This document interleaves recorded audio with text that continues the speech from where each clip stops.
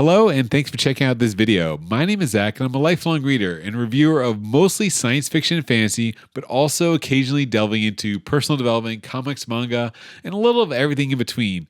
But today, I finished recently another fantasy book, so it's another book one. So starting another series only because I'm getting it out of the library, so it finally came through, and that is John Gwynne's The Shadow of the Gods, The Bloodsworn Saga, Part 1. So this book has been talked about a lot. I saw so many reviews on Reddit, on Goodreads, recommending this book. Thank you, Reddit R Fantasy. I'm a constant lurker on.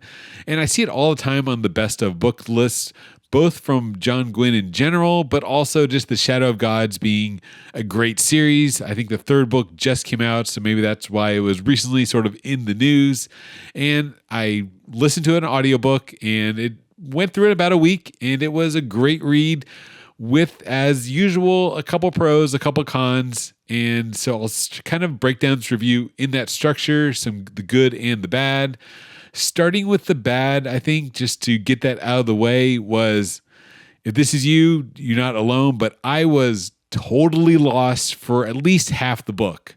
And with the caveat that later, or the good part is it was a good being lost, but it was still a negative. So the first half of the book, I was just totally, what is going on? Who are these people? And what is the plot? I was very, very lost. And I'm a pretty seasoned fantasy reader. I've read a ton of books from Wheel of Time, Lord of the Rings, written word and spoken audio. I listen to mostly audio just because I can do it while multitasking or commuting.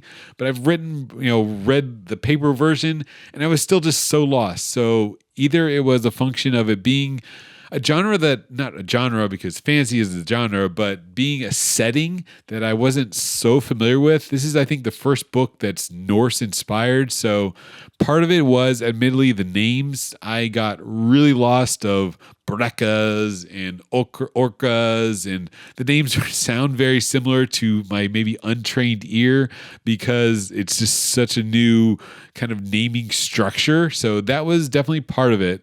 But also the early chapters, really until I think about the halfway point when we kind of really crystallize of the quests that they're finally converging on the three storylines. That's when it started making sense to me when, okay, now we know the objective. But those early chapters where we're really character building, which some people like character building, and is definitely, I'm not against character building, but in my other reviews I talk about, I really like plot. And it's weird I'm talking this as a negative because there was a lot of plot happening. And that's the dichotomy of the good and bad, because even though I was lost, I was enjoying the writing style and what was happening. And I felt that I really wanted to continue. At no point I really wanted to give up. I just definitely felt who's going on what quest.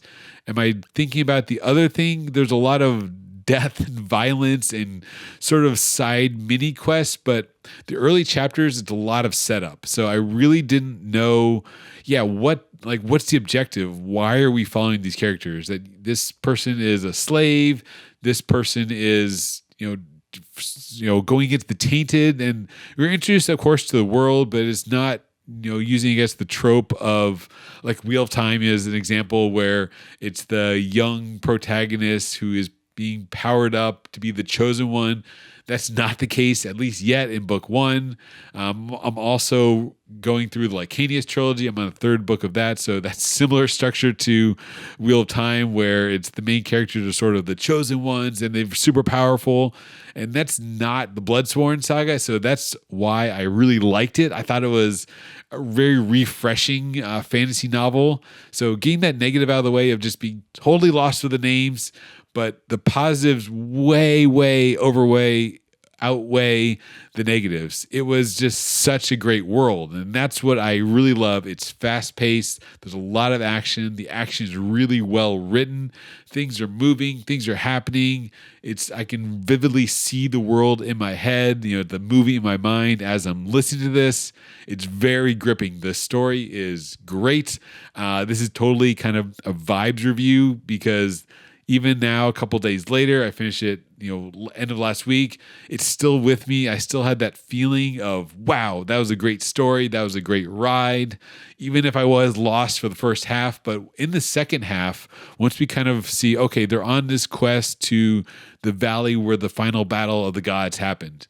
And along the way, though, it's just the world that Gwynne paints is so great. I really felt lived in. It kind of had that Lord of the Rings vibes where it's the big event happened, like the Lord of the Rings. So, the Sauron was defeated, but Sauron was defeated. And similar to Shadow of the Gods, the final battle of the gods was over. So now we're in the society that's dealing with the aftermath. And we see like the skeletons and the bones and the leftover like effects of the war. And that was beyond cool. It is such a great story, such vivid world building.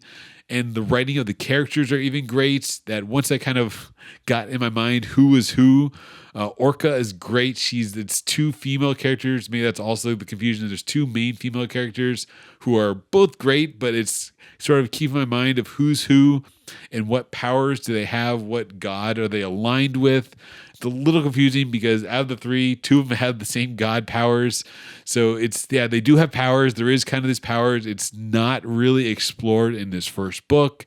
It's just, again, sort of spoilery, but the powers that the characters in the world have is they sort of take on certain attributes according to what god they're kind of delineated from. So the wolf gods have kind of wolf-like powers, but not like a full transformation. They just sort of take on attributes of wolf, so they're stronger, faster. They get like fangs, and we're introduced to some of the other gods, and we get like hints of what the other god powers are. That like there's rare gods, the dragons.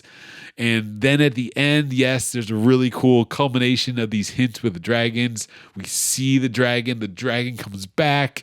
It is a really killer ending. It leaves on such a what note as they reach the God Valley. It is, this is the positives as I'm kind of gushing over this emotionally. The positives of this book was great. I really love the world building, seeing all these artifacts of the gods, seeing our band of warriors, our three POVs sort of converging on the God Valley. It was just so cool. The battles are great. The writing style of Gwynne is honestly really well done. I know he has another series, Malice, I think it is, which is also always highly recommended. And I sort of see why the writing style from Gwynne is great. He's a great writer. This is not that freshman fluke like Hannah's Trilogy. You can tell some of the books, it's a little bit early author, but Gwynne definitely has a established style. He's a great writer. And to sum it all up, as you can probably tell by my enthusiasm, Shadow of the Gods was a great story. So if you're like me who is watching this and maybe you're only halfway through and you're lost yourselves, and I saw that when I sort of went to validate my own feelings that yes, other people are lost as well, that some people did give up, but I was enjoying my time even though I was really struggling to see who is who. And in my thought cage, it's very funny as my thought cage was going crazy about what is happening with all these characters, who's who.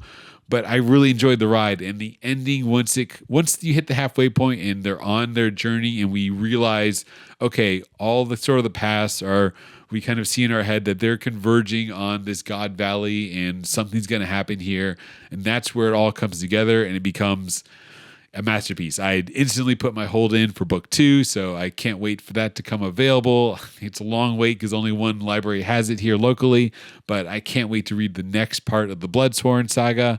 And that is my review of The Shadow of the Gods by John Gwynne. Easy 5 out of 5 for me just because of the vibes.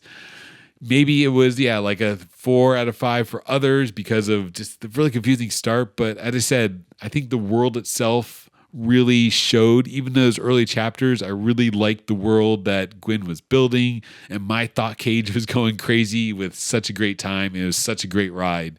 So I highly recommend, I see the hype for John Gwynne's The Shadow of the Gods. Thanks for watching this review and hearing me just talk enthusiastically about it, and have a great day.